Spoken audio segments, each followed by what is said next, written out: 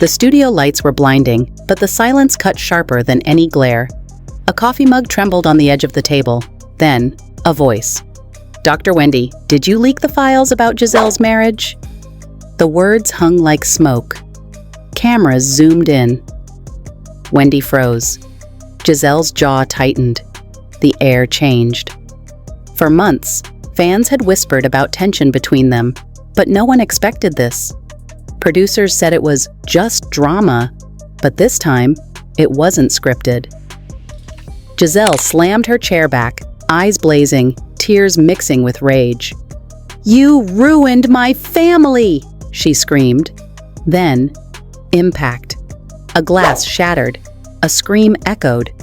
Wendy hit the floor. Someone yelled, "Cut the cameras!"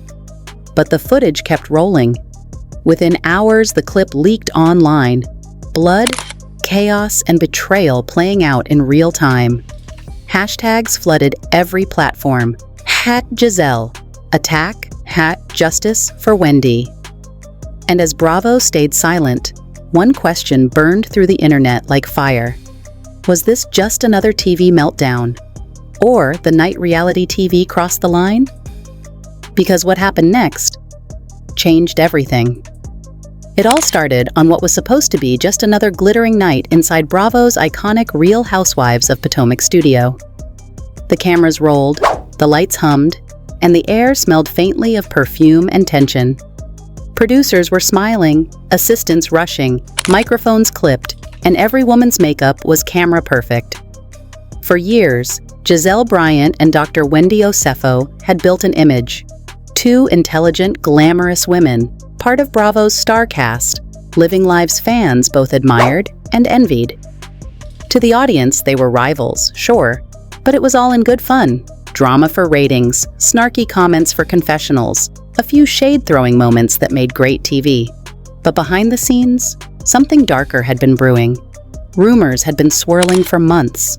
Whispers about jealousy, betrayal, and a hidden file that could end careers. Insiders spoke of a secret argument that never made it to air, of private texts between producers discussing how far to push Wendy this season. Still, the show went on. Smiles stayed on. Cameras never stopped rolling. That night, however, something cracked. Flashback. 3 weeks earlier. A leaked group chat surfaced on Reddit, allegedly between Bravo producers. One message read, "Gizelle's losing control. Wendy's not playing the game anymore." Another said, "Push her, make her react. We need emotion for the mid-season arc."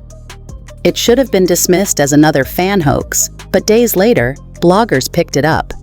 Fan accounts started speculating that Bravo wanted a fight, a real one. And if that was true, they got more than they bargained for. Inside the studio that night, the tone was off.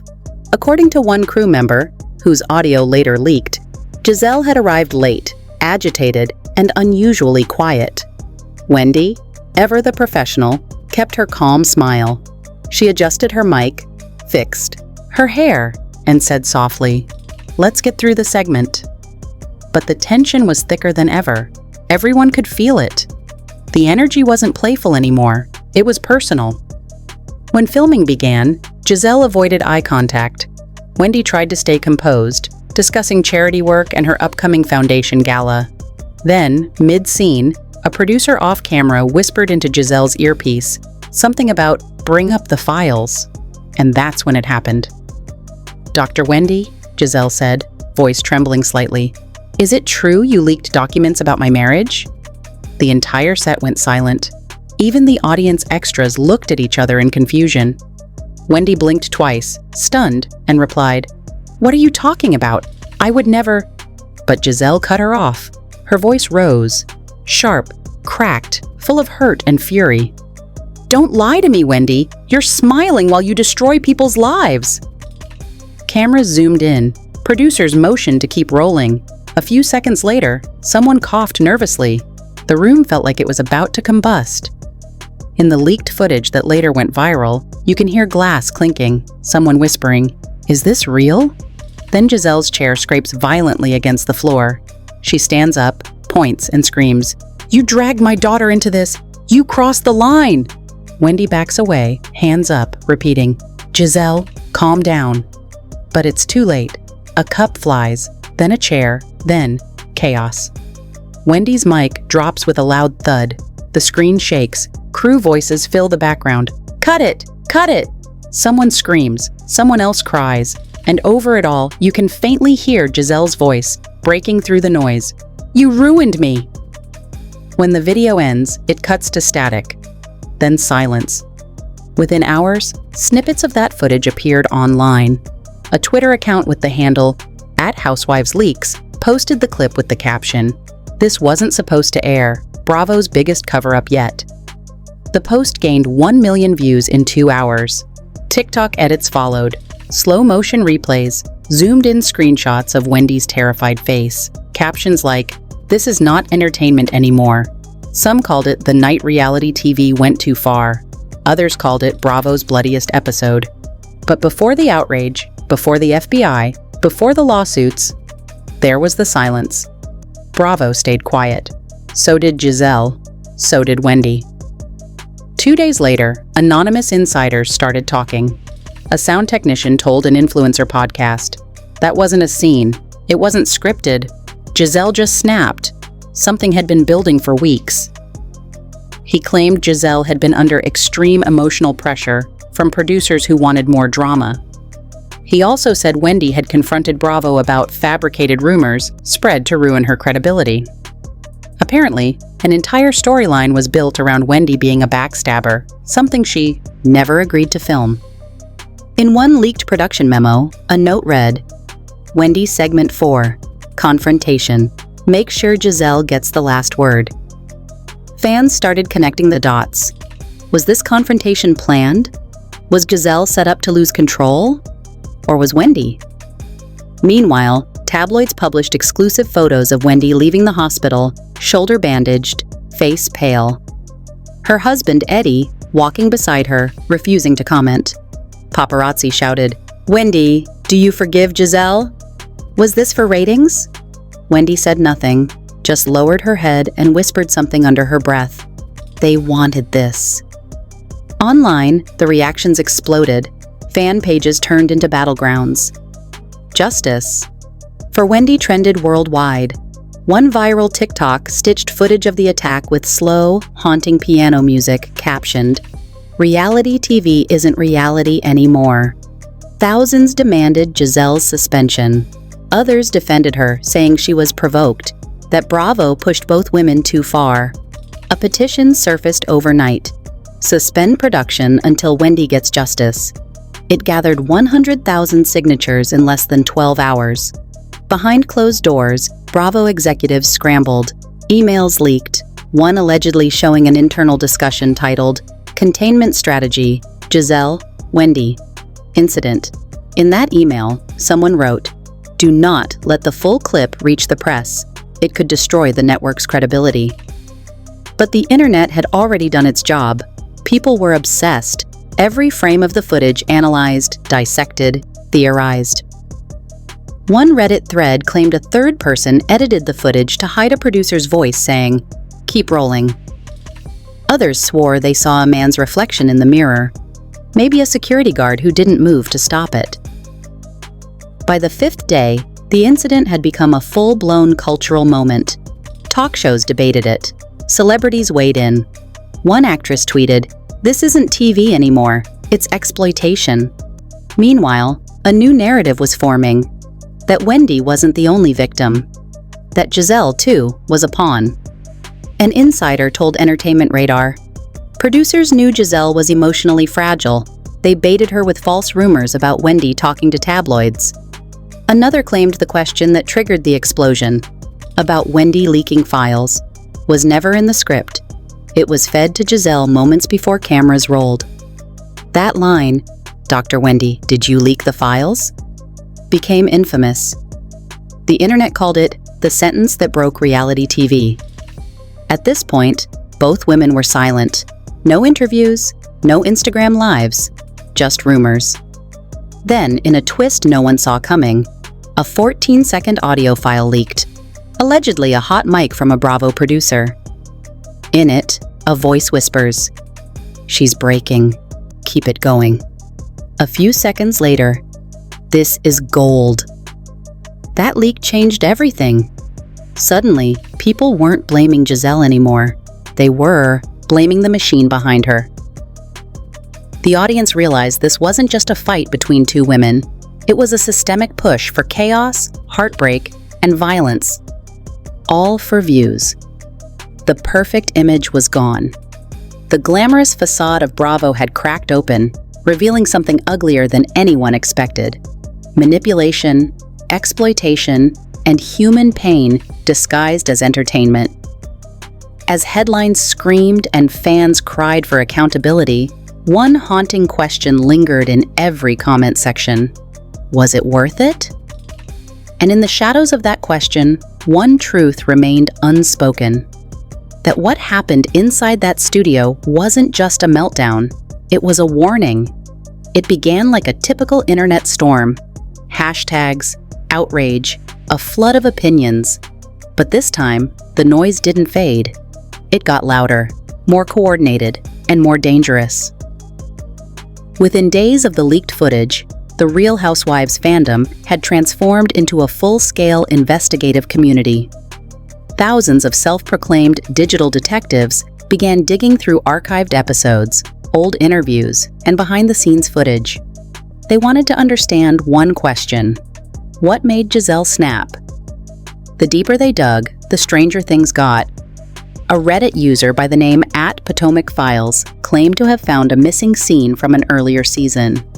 A cut moment where Gizelle appeared in tears, whispering to a producer, "I can't do this anymore. They're using me."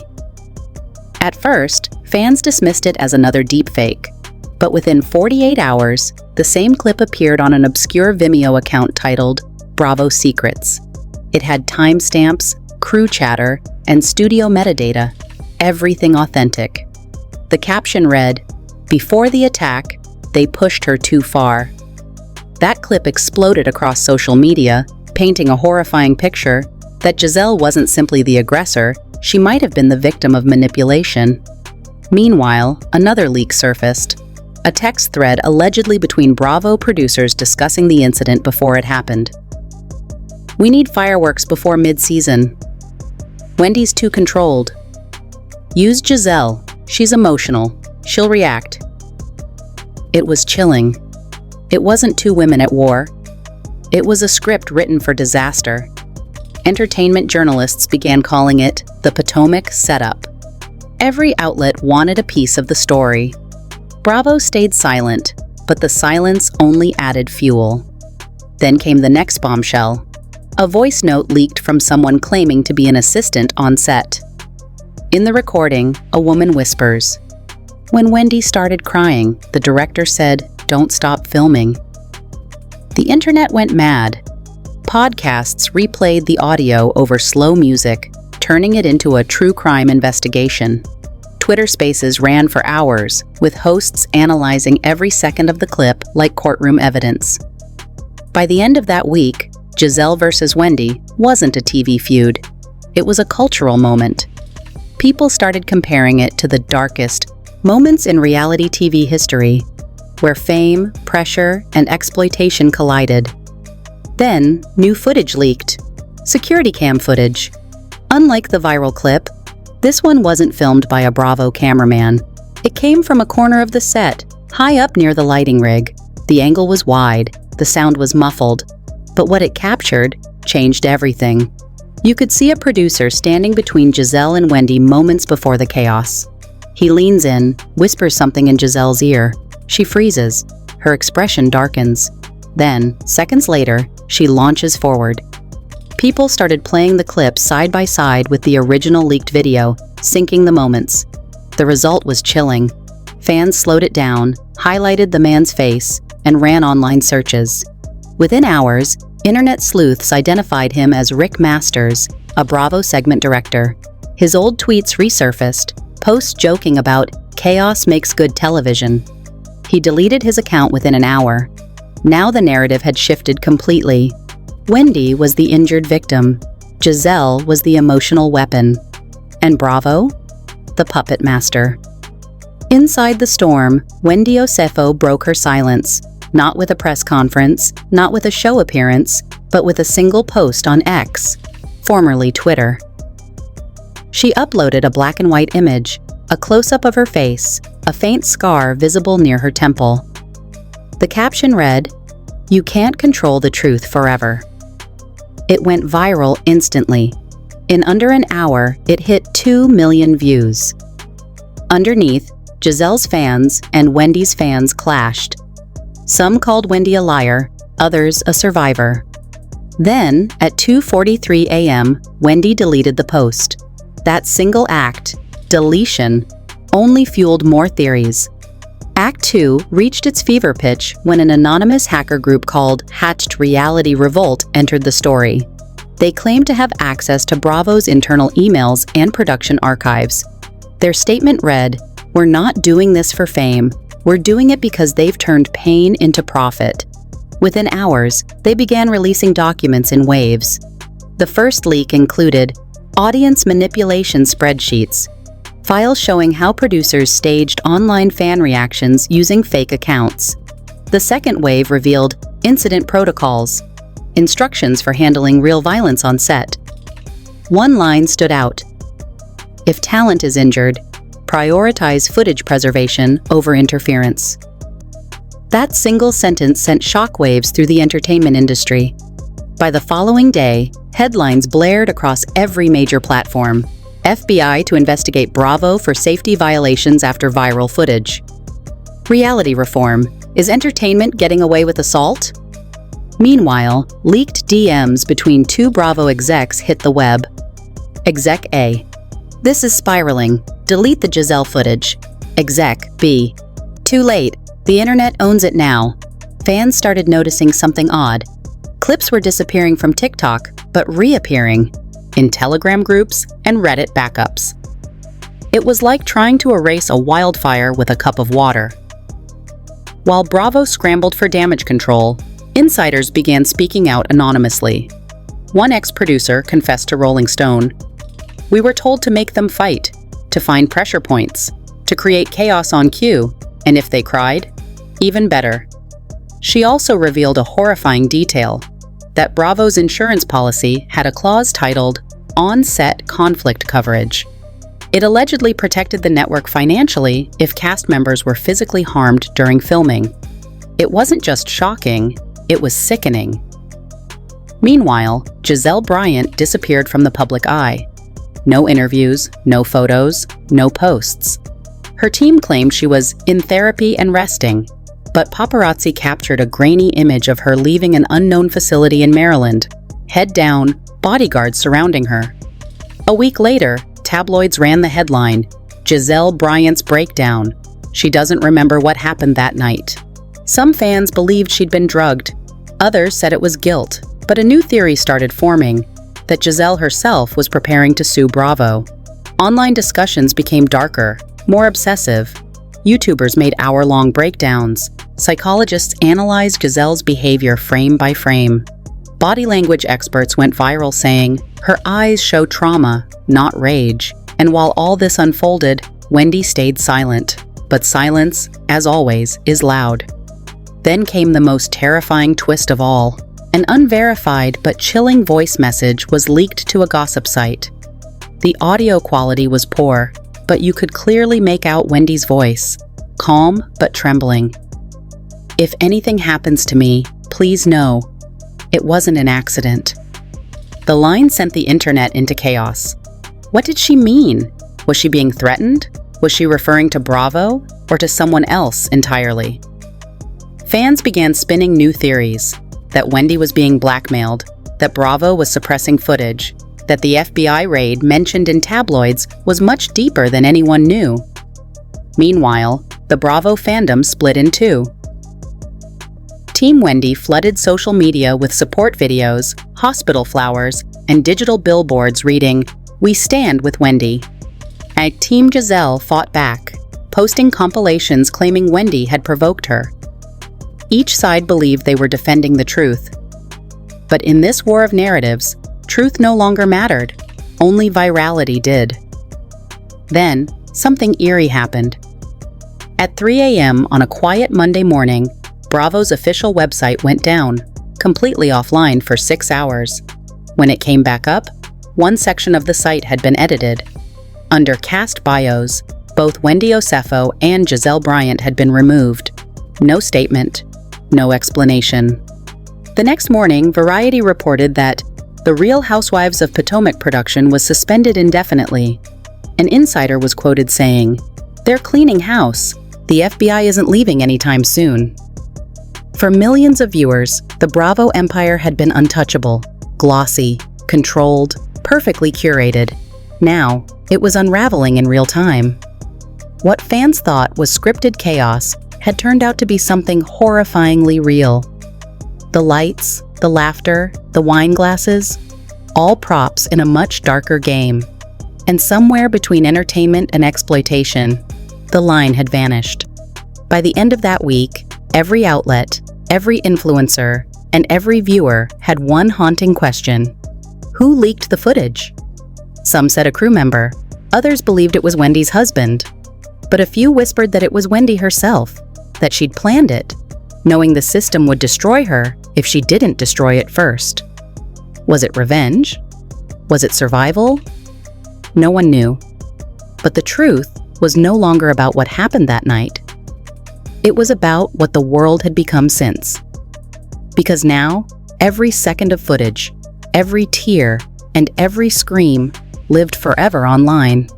Reality TV had finally bled into reality itself. Silence has never been so loud. Weeks have passed since the night the world watched the unthinkable unfold. Gizelle Bryant attacking Wendy Osefo on live set. The footage is now archived, dissected, and immortalized on every social platform.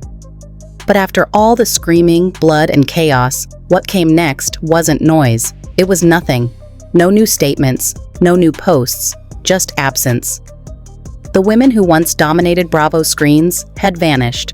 Their Instagrams went private. Publicists stopped answering calls. Bravo itself deleted entire playlists of Potomac episodes, quietly erasing seasons from its streaming catalog. The silence was strategic, but it was also haunting. A fan recorded the outside of Bravo's New York headquarters a week after the scandal. A single light flickered inside the top floor.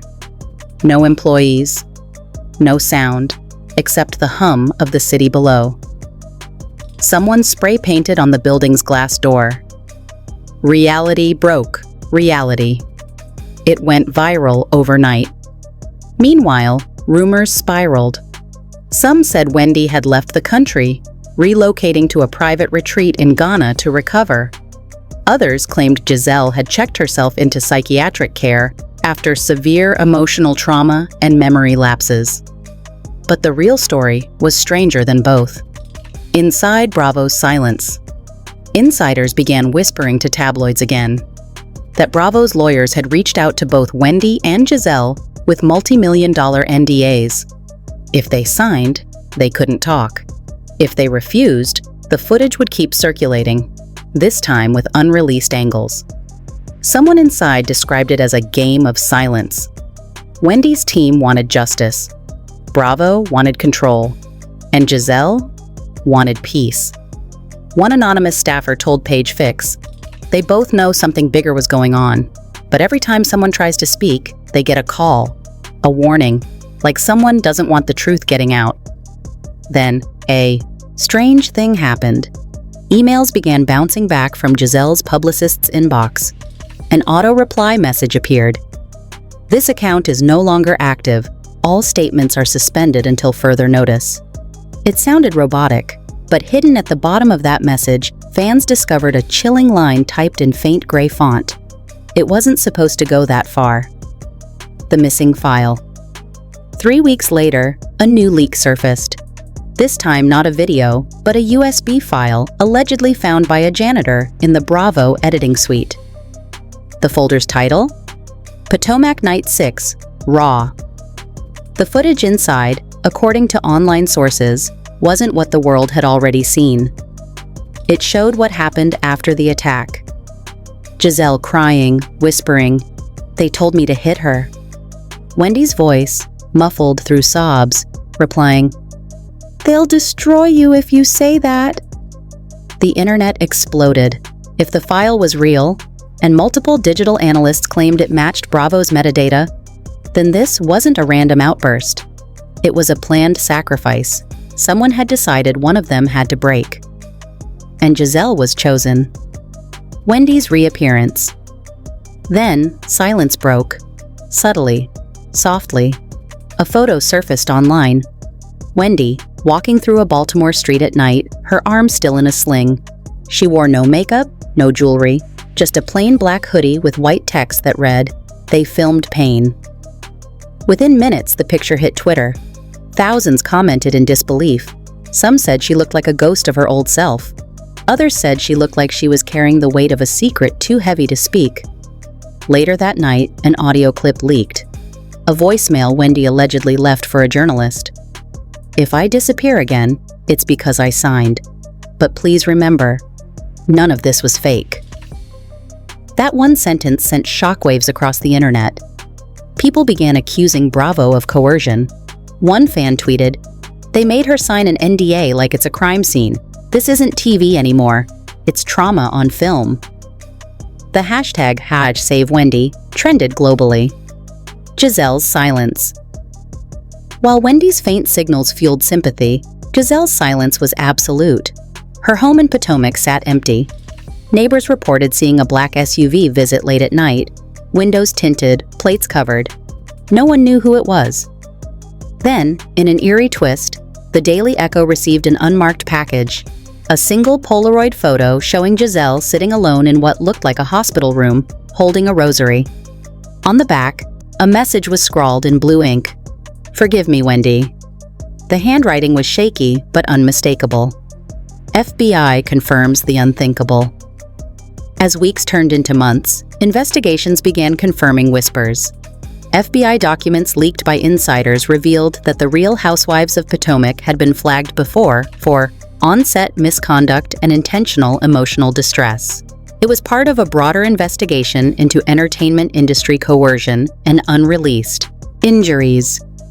A section of the report referenced Incident P47, described as an orchestrated confrontation resulting in hospitalization of a cast member, management interference suspected. But the most chilling part was a redacted paragraph titled, "Post-event suppression." Lines were blacked out, but 3 words were visible. Audio destroyed, backup erased. Except, not all of it was gone. The lost audio. 2 months later, a YouTube channel called Expose TV Real uploaded a 6-second audio file. In the background, muffled crying. Then a voice, feminine, calm, detached, says, "She's not supposed to bleed." The internet froze. That clip hit 10 million views in 24 hours. No one knew if it was Gizelle, a producer, or someone else, but its coldness made people feel sick.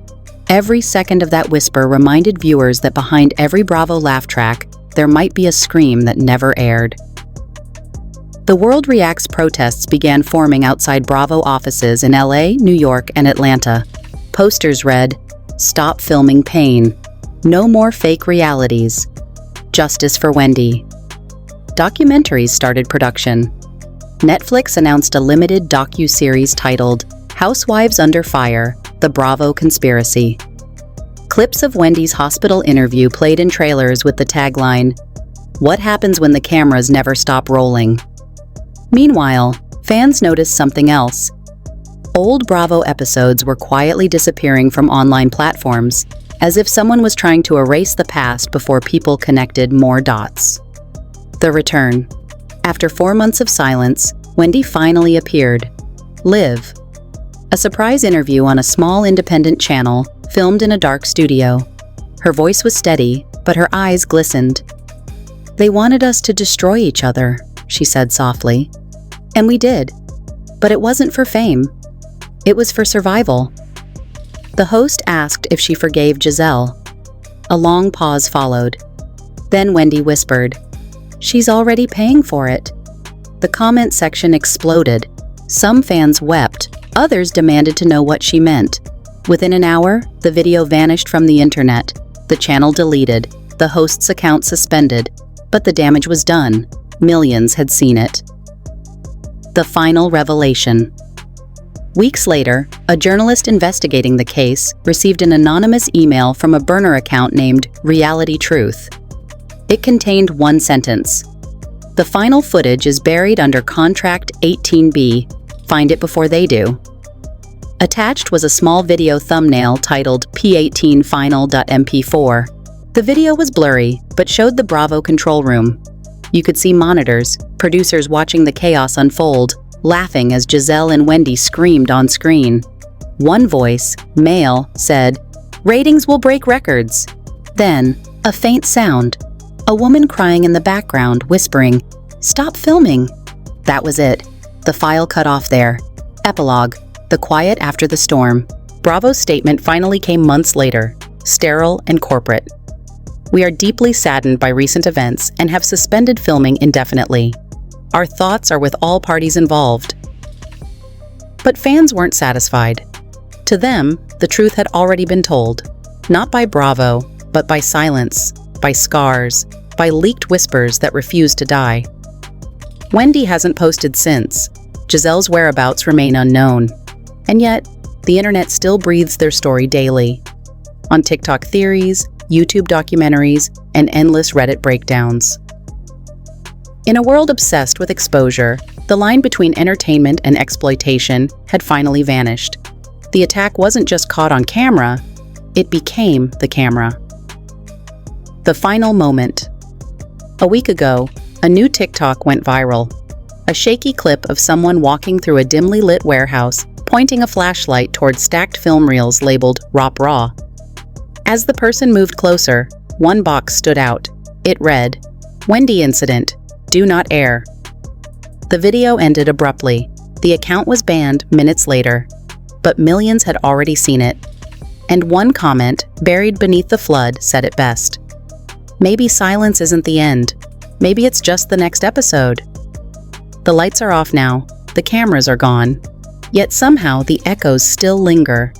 Every scream, every broken frame, every whispered, "Cut the cameras." The story of Wendy Osefo and Gizelle Bryant stopped being about reality TV the moment blood hit the floor. It became something else, a reflection of what we, as viewers, are willing to watch, and what we choose to ignore. Wendy once said, "They wanted ratings, not truth." And maybe that's the real tragedy. Because the moment truth stops selling, pain becomes the new currency. For weeks, we've watched a network crumble under the weight of its own secrets. We've seen careers burn, reputations vanish, and two women left to carry the burden of an empire built on chaos. So now the question isn't about who threw the chair. It's about who kept the cameras rolling. Was this strength or a performance?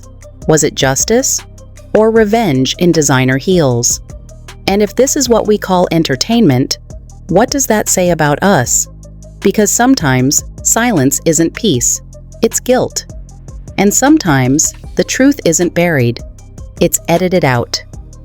Share your thoughts below. Tell us what you believe really happened that night. And don't forget to like, subscribe, and keep your eyes open.